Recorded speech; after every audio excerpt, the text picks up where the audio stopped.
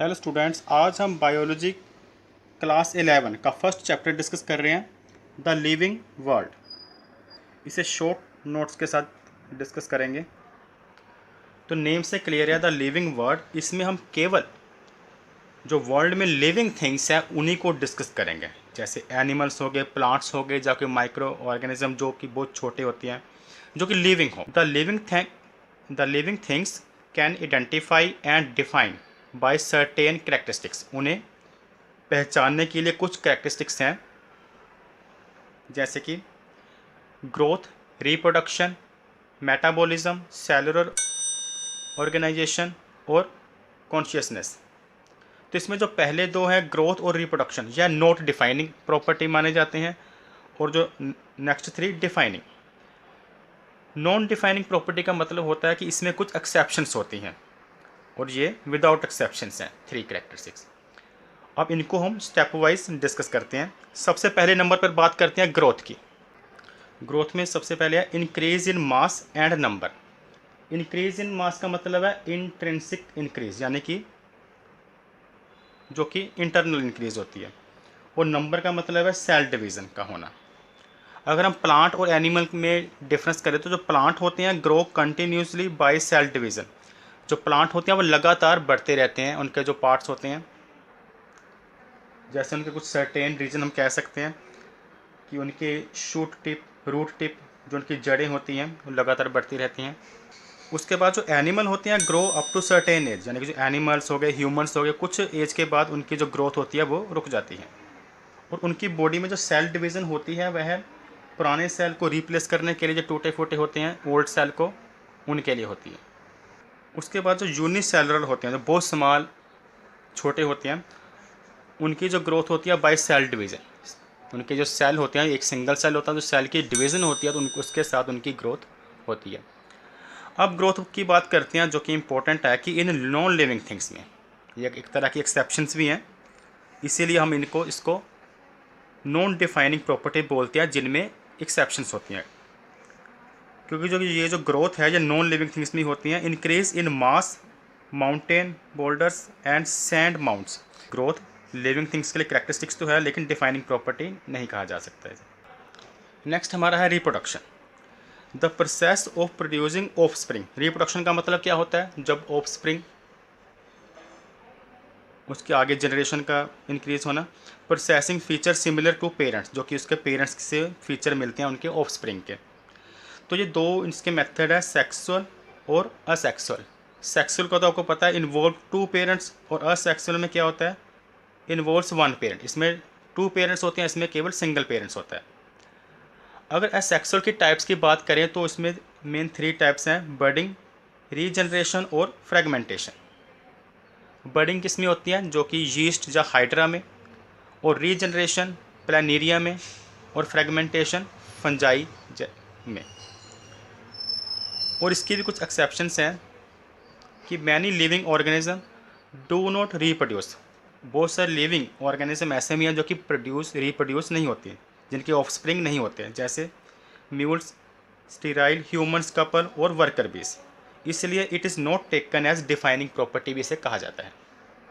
Reproduction यानी कि characteristics तो है, लेकिन इसे डिफाइनिंग प्रॉपर्टी नहीं कहा जाता। नेक्स्ट इसका थर्ड नंबर पर आता है कैरेक्टरिस्टिक्स मेटाबॉलिज्म। मेटाबॉलिज्म में क्या होता है कि all chemical reaction in our body, जितनी भी केमिकल रिएक्शन होती है उनके सम को मेटाबॉलिज्म कहा जाता है। और इन विट्रो टेस्ट ट्यूब की अगर बात करें, टेस्ट ट्यूब बेबी आपको पता है, तो ये जो रिएक्शन होती है ये आइसोलेटेड मेटाबॉलिज्म कहा जाता है, क्योंकि जो टेस्ट ट्यूब में रिएक्शन होती है ये आउटसाइड द बॉडी होती है। इसको नॉट लिविंग थिंग कहा जाता है, बट रिएक्शन लिविंग है। यानी कि अगर टेस्ट ट्यूब में अगर रिएक्शन होती है, वह क्या होती है? नॉट लिविंग थिंग होती है, लेकिन रिएक्शन लिविंग होती है, थिंग नॉट लिविंग। अब नेक्स्ट बात करते हैं सेलुलर ऑर्गेनाइजेशन। सेलुलर ऑर्गेनाइजेशन का मतलब है कि जो सेल होता है is the basic fundamental unit of life. Living organism के लिए सबसे स्मॉलेस्ट यूनिट होता है, उसे सेल कहा जाता है। और cell is the fundamental structure and fundamental unit of life. और जो सेल के अकॉर्डिंग ऑर्गेनिज्म को दो तरह से क्लासीफाई किया जा सकता है, यूनिसेलुलर और मल्टीसेलुलर। यूनिसेलुलर जिसमें सिंगल सेल के जीव होते हैं, ऑर्गेनिज्म होते हैं मल्टी सेलर, जो एक से ज़्यादा सेल से बने होते हैं। फिफ्थ जो करेक्टरिस्टिक्स है इसका वो है consciousness, ability to sense the surrounding environment, यानी कि किसी को बाहर का जो एनवायरनमेंट महसूस करने की जो एबिलिटी होती है उसे कॉन्शियसनेस कहा जाता है, जो कि सेंस ऑर्गन से ह्यूमन को पता चलता है। And respond to this environment stimuli, वही sense through our sense organ से हम महसूस करते हैं। और एक सेल्फ कॉन्शियसनेस, जो सेल्फ कॉन्शियसनेस होता है वो केवल कुछ ही ऑर्गेनिज्म में होता है, is not present in all organism, only in human, octopus etcetera. बहुत कम ऑर्गेनिज्म है जिसमें सेल्फ कॉन्शियसनेस होता है और इसे नॉट करेक्टरिस्टिक्स फीचर्स कहा जाता है। तो आपने याद रखना जो कॉन्शियसनेस है ये तो है करेक्टरिस्टिक्स फीचर, और self consciousness not characteristics feature है, क्योंकि जब पेशेंट इन कोमा होता है इज़ नॉट सेल्फ कॉन्शियसनेस, जब कोमा में पेशेंट होता है तो वह सेल्फ कॉन्शियसनेस नहीं रहता उस समय। अब नेक्स्ट हमारे पास आ गया प्रॉपर्टी ऑफ लिविंग ऑर्गेनिज्म। अगर प्रॉपर्टी की बात करें लिविंग ऑर्गेनिज्म में तो कौन कौन सी है? Self replication, interaction, regulation, evolution और स्टिमुलेशन। करेक्टरिस्टिक्स करने के बाद हमारा नेक्स्ट टॉपिक आता है, 5 करेक्टरिस्टिक्स हमने कर लिए। उसके बाद नेक्स्ट टॉपिक है the diversity in the living world. Diversity मतलब अलग अलग तरह के ऑर्गेनिज्म पाए जाते हैं अर्थ में। जो लिविंग वर्ल्ड है उसमें कई तरह की डाइवर्सिटी पाई जाती है, कई तरह के वहाँ पर प्लांट्स हैं, कई तरह के एनिमल्स हैं, माइक्रो ऑर्गेनिज्म हैं। तो उसकी अगर काउंटिंग की बात करें तो there are 1.7 to 1.8 million living organism, और they are found in varied habitat, यानी कि इनके रहने की जगह भी अलग अलग कई तरह की होती है। जैसे कुछ माउंटेन पर हैं, ओशन में, फॉरेस्ट में, लेक में, डेजर्ट में, या हॉट स्प्रिंग वाटर में। और इनकी जो नेमिंग होती है अलग अलग जगह पे इन्हें अलग अलग नेम से बुलाया जाता है। तो इसलिए लोकल नेम ऑफ ऑर्गेनिज्म में not be applied at global level, तो इसे ग्लोबल लेवल पर अप्लाई नहीं किया जा सकता लोकल नेम को। इसलिए जो साइंटिस्ट थे उन्होंने कुछ ऐसा सिस्टम बनाया कि इनके जो नेम होते हैं ग्लोबल लेवल पर इन्हें एक ही नाम से बुलाया जाए। अब नेक्स्ट बात करते हैं नोमेनक्लेचर की। The scientific name was given to organism after identification at global level. तो उनकी नेमिंग को एक जैसा करने के लिए ग्लोबल लेवल पर साइंटिफिक नेम दिए गए जिन्हें नोमेनक्लेचर कहा जाता है। तो फर्स्ट है ICBN, जिसकी फुल फॉर्म है international code for botanical nomenclature. इसमें प्लांट के अलग अलग नेम दिए जाते हैं साइंटिफिक। और दूसरा international code for zoological nomenclature, यानी कि ICZN, जिसकी शॉर्ट फॉर्म है, इसमें एनिमल को नेमिंग दी गई है। अब समझते हैं कि इसकी साइंटिफिक नेमिंग की गई नोमेनक्लेचर में वो किस तरह से की गई है, जो कि ग्लोबल लेवल पर अप्लाई होती है। जो नेमिंग होती है उसके 2 पार्ट्स रखे गए हैं। पहला जेनेरिक होता है, दूसरा स्पीशीज़ पर आधारित होता है। जो जेनेरिक नेम होता है यह स्टार्ट होता है कैपिटल लेटर से, और जो स्पीशीज़ होगा वो स्टार्ट होगा विद स्मॉल लेटर से।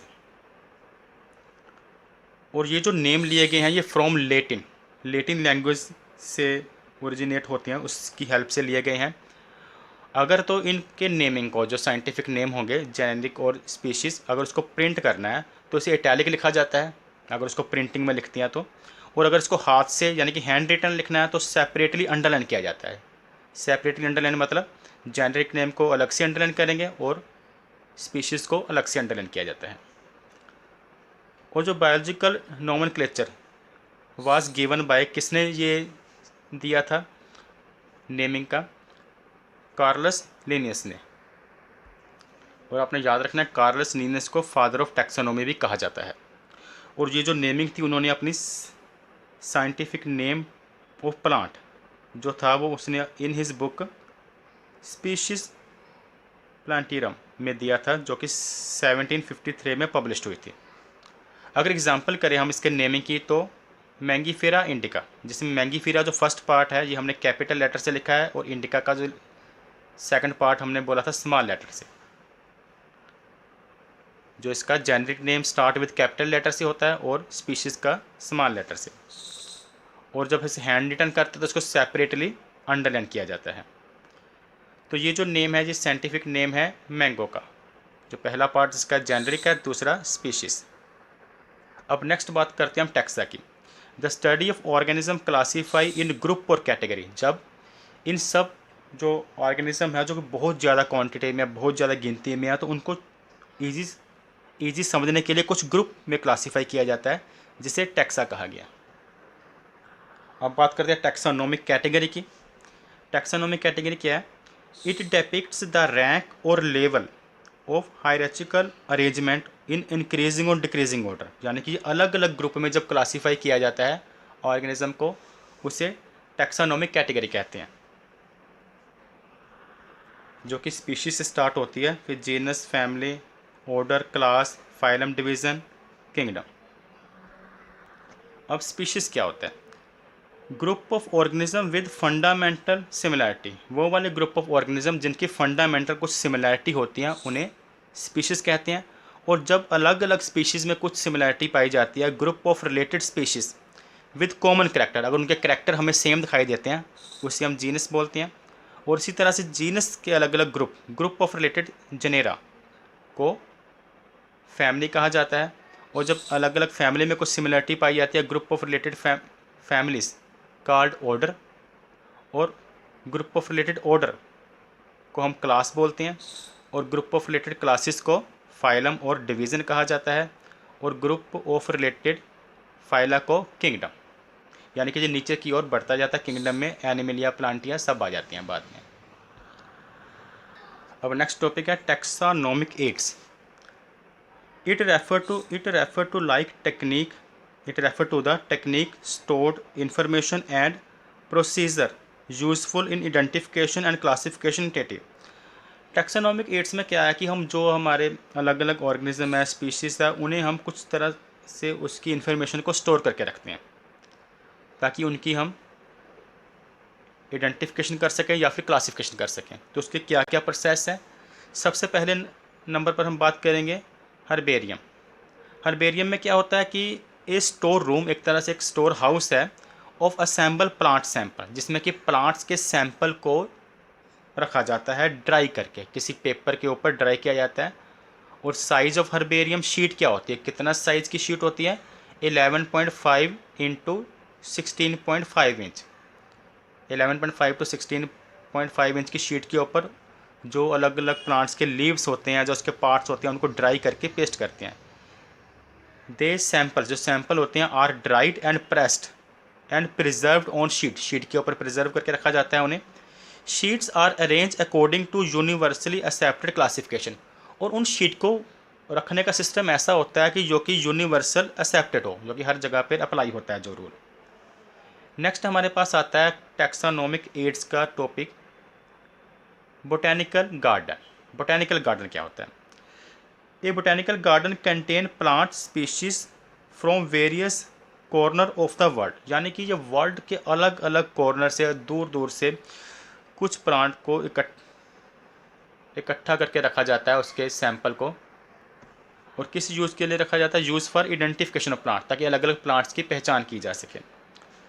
अगर हम ऐसे कुछ गार्डन की बात करें तो royal botanical garden eight Q, जो कि इंग्लैंड में है, और इंडियन बोटेनिकल गार्डन जो कि हावड़ा में है। और थर्ड जो इसकी एड है taxonomical museum. It is a collection of preserved plant and animal specimen. जो म्यूजियम होते हैं वहाँ पर कुछ प्लांट और एनिमल दोनों को अलग अलग तरह से उसके सैंपल प्रिजर्व रखे जाते हैं। वो कैसे रखते हैं प्रिजर्व? उनको किसी प्रिजर्वेटिव सोल्यूशन में डालकर, जो एनिमल हों, कोई छोटे बड़े या कुछ प्लांट्स हों, उनको सोल्यूशन में डालकर सुरक्षित रखा जाता है। आल्सो प्रिजर्व एज ड्राई, जो उनको ड्राई करके भी रखा जाता है। स्केल्टन ऑफ एनिमल, जो एनिमल के स्केल्टन होते हैं, उनको भी म्यूजियम में रखते हैं अलग अलग एनिमल्स के। नेक्स्ट आ जाता है टैक्सानोमिकल एड्स का zoological park. Here animals are kept in protected. Zoological park जो होते हैं, पार्क बड़े बड़े बने होते हैं, वहाँ पर जो एनिमल को क्या कहा जाता है? कैप्ट रखा जाता है, प्रोटेक्ट, सुरक्षित रखा जाता है। इन्वायरमेंट अंडर ह्यूमन केयर, यानी प्रोटेक्टेड इन्वायरमेंट में रखा जाता है और ह्यूमन की केयर में, उनकी पूरी केयर की जाती है वहाँ पर। और this enable us to learn about their food habits and behaviour. तो इसका हमें बेनिफिट क्या मिलता है? इसका हमें बेनिफिट ये मिलता है कि हमें ये जानने का मौका मिलता है कि किस तरह का फूड्स हैबिटेट है, उनका बिहेवियर कैसा है। और सबसे बड़ा अगर जू कहें इंडिया में तो वो क्या है? The zoo of Calcutta. अब नेक्स्ट टॉपिक लास्ट पर हमारा है की। ए की is a tool by which each species in A group of organism में बी आइडेंटिफाई। तो की एक तरह का टूल है जिसमें हम स्पीशीज़ जो होते हैं उनकी पहचान कर पाते हैं। तो इसमें कि कपलेट वर्ड यूज़ होता है। इसका मतलब क्या होता है? Taxonomical aid based on contrasting character, यानी कि जो करेक्टर होते हैं मैच नहीं करते, कॉन्ट्रास्टिंग जो करेक्टर होते हैं उन्हें कपलेट कहा जाता है। और couplet has two opposite statement, इसकी दो जो ऑपोजिट स्टेटमेंट को क्या कहते हैं? लीड। और सेपरेट की फॉर सेपरेट टैक्सानोमिक कैटेगरी नीडेड, यानी कि अलग अलग टैक्सानोमिक कैटेगरी के लिए सेपरेट की ज़रूरत होती है। तो ये था हमारा चैप्टर द लिविंग वर्ल्ड, जो कि बायोलॉजी का फर्स्ट चैप्टर है क्लास 11 का। अगर आपको यह वीडियो पसंद आई हो तो इसे लाइक करना ना भूलें। और अगर आपने हमारा चैनल सब्सक्राइब नहीं किया तो प्लीज़ सब्सक्राइब कीजिए ताकि आपको हमारी आने वाली वीडियो सबसे पहले मिल सके। Thanks for watching.